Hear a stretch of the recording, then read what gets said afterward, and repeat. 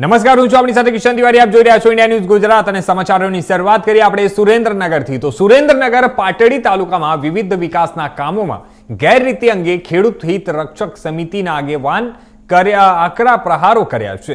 દસાડા ભાજપના સ્થાનિક ધારાસભ્ય પી કે પરમાર દ્વારા માત્ર પોતાના બામણવા ગામમાં જ 100થી વધુ ગ્રાન્ટ ફાળવી હોવાનો આક્ષેપ કર્યો છે.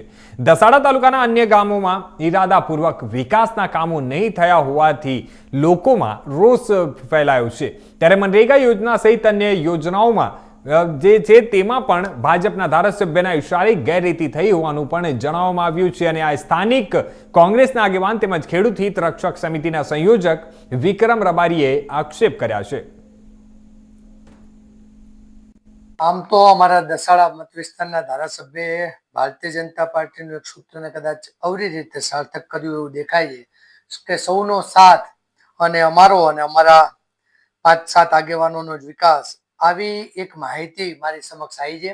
અને આજે હું આપના મીડિયાના માધ્યમથી જણાવું છું કે જુદા જુદા ગામના સરપંચો સાથે મારે ટેલિફોનિક વાત થઈ, ક્યાંક ને ક્યાંક સત્તા પક્ષના આગેવાનો અને અમારા કોંગ્રેસ પક્ષના આગેવાનો સાથે પણ મારે વાત થઈ. ત્યારે અમારા તાલુકાના 50%થી પણ વધારે ગામો એવા છે કે જ્યાં આજ દિન સુધી ધારાસભ્યશ્રીની પોતાની 100 ભંડોળની ગ્રાન્ટમાંથી 1 પણ રૂપિયાની ગ્રાન્ટ ફાળવવામાં નથી આવી.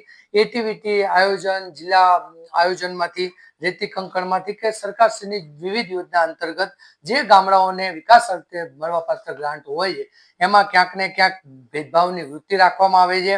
આ એક લિસ્ટ મને એક કાર્યકર્તાએ વોટ્સઅપમાં મોકલ્યું છે અને એમાંથી આ જુદા જુદા યોજના અંતર્ગતના લિસ્ટોનું હું આંકલન કરું છું ત્યારે એક એવી વાત આવે છે કે એકલા બામણવા ગામમાં 2022-23 હોય એટલે કે 23-24 નું વર્ષ હોય, 24-25 નું વર્ષ હોય કે 25-26 નું વર્ષ હોય, એમાં લાખો રૂપિયાની ગ્રાન્ટ એકલા બામણવા ગામને